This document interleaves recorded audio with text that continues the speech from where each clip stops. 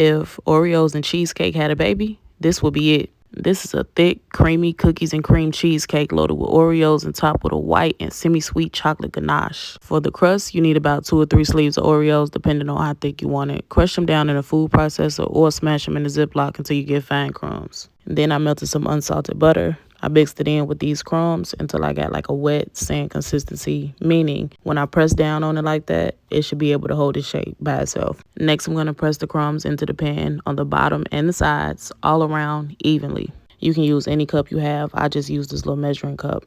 Now I'm going to give y'all a quick commercial break because we finna put these fake pages on blast. And this is a fake TikTok. This is not my account. And then let me tell you about Kristen's Kitchen. This page been up for so long. It's at 100,000 followers. And this is not me, y'all. So if you really support me, go report both of them and drop the word report in the comments once you've done so. Thank you so much, and I love y'all.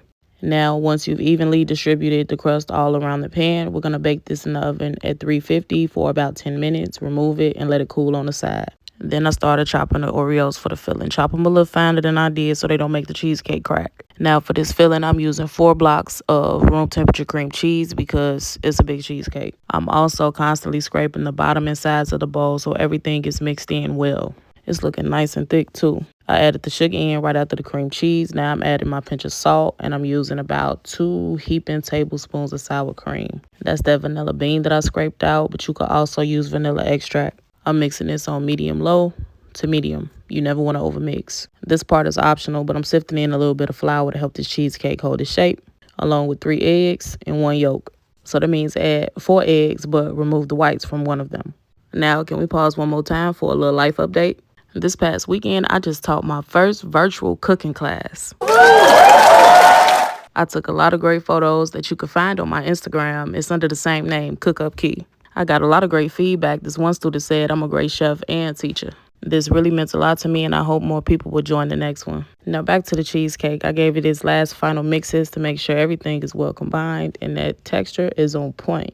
Now finally, I'm adding in that last sleeve of crushed Oreos into the batter, and I'm going to just fold them in by hand for that cookies and cream texture all throughout. It should be nice, thick, and chunky just like that.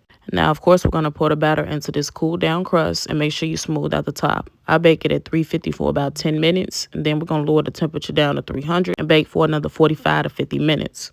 It's very important that you be precise with these times. See, me, I'm going to set a timer. When it's puffy at the top and still jiggly in the middle, you know it's done. Now, let's talk ganache. Basically, I have 1 cup of white chocolate, and I'm going to just take it and crunch it up, chop it up real fine. And I'm going to do the same for this semi-sweet chocolate as well.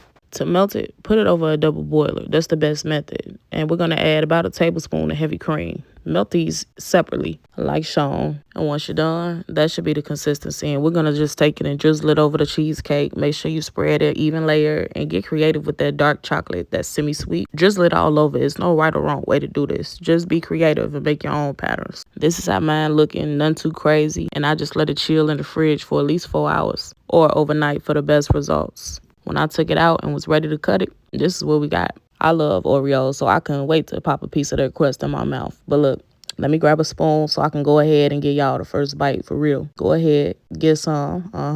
Go grab this recipe on my site, uniquease.net. You know I had to cook it up.